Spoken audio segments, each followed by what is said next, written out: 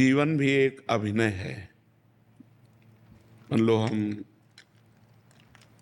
एक अभिनय है, आपको पति का अभिनय, आपको पत्नी का अभिनय है, कहीं माता का अभिनय है, कहीं पुत्र का अभिनय है।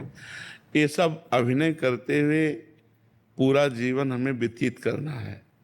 लेकिन जीवन किसके लिए व्यतीत करना है, ये प्रश्न का समाधान चाहिए। हम धन कमाते हैं, हम सब कुछ करते हैं भोगों के लिए, सुविधा के लिए। सुविधा किसके लिए? जीवन के लिए। लेकिन जीवन किसके लिए? प्रश्न यहाँ खड़ा हो जाता है। अगर जीवन जीवनेश परमात्मा के लिए है तो हमारा जीवन धन्य हो गया। नहीं तो ना आपका अभिनय रहेगा, ना आपका धन रहेगा, ना आपका शरीर रहेगा। एक समय वो आने वाला है जो हमारा नाम चिन्ह भी मिटा देगा। तो हमारे मनुष्य जीवन की इस दिव्यता का लाभ क्या हुआ? जो देव दुर्लभ नर देही कही गई, उसका लाभ क्या हुआ? उसका लाभ हुआ परमात्मा का सुमिरन, परमात्मा का चिंतन। जितनी यश कीर्ति है, ये बड़े बड़े चक्रवर्ती सम्राट हो गए, कौन जानता है उनको? धीरे धीरे धीरे धीरे काल के गर्त में वो सब चला जाता है। इसलिए इस खुशी को हम खुशी ना माने। हम वो खुशी, वो आखिरी खुशी प्राप्त करें जिसमें दुख का लेश नहीं है। वो भगवान का सुमिरन और भगवान की प्राप्ति है। अगर परमात्मा चिंतन है तो मान में और अपमान में, लाभ और हानि में, सुख और दुख में, जन्म और मृत्यु में समान स्थिति प्राप्त होती है। इसलिए हमारी प्रार्थना है, भगवान ने आपको भेजा वृंदावन और यहाँ संत समागम में आए तो कुछ नियम ले लो नाम जप का। नाम जप करते हैं नियम पूर्वक।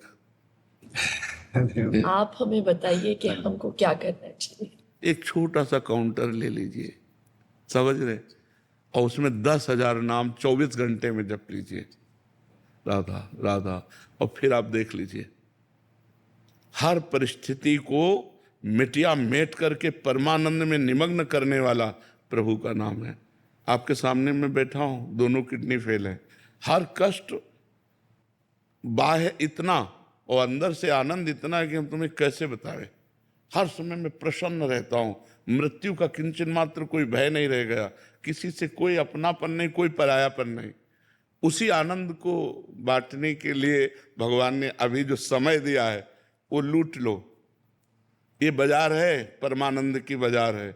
अगर लूट लो, संतों के वचन मान करके चल लो तो मंगल हो जाएगा, और नहीं तो भगवान के नाम, भगवान की लीला, भगवान की कथा, वो सब अर्थ प्रधान हो गया है। अध्यात्म कभी बिकता नहीं है, और जो बिकता है वो कभी अध्यात्म होता नहीं है। बिकने वालों से जगत का परिवर्तन नहीं होता। जगत का परिवर्तन होता है जो स्वयं परमात्मा में बिक गया और केवल परमात्मा ही उसकी दृष्टि है। तो इसलिए हमें लगता है नाम जब तक। महाराज जी, अलग से क्या आनंद, अभी तो हम बड़े प्रसन्न हैं, बढ़िया बाहर यश है, लेकिन ये प्रसन्नता स्थायी नहीं, मृत्यु आने वाली है। पर जब आएगी तो आएगी। अभी तो इसके बाद वही तो अज्ञान की दशा है, वही तो अज्ञान की दशा है कि हम अगले कदम को नहीं सोचते, हम आज को सोच रहे हैं। फिर इसके बाद क्या होगा? महाराज नहुष अपने पुण्य बल से देवराज इंद्र पदवी पे गए, और इंद्र पदवी पे देवराज की पत्नी के प्रति गलत दृष्टि की अजगर योनि में आ गए।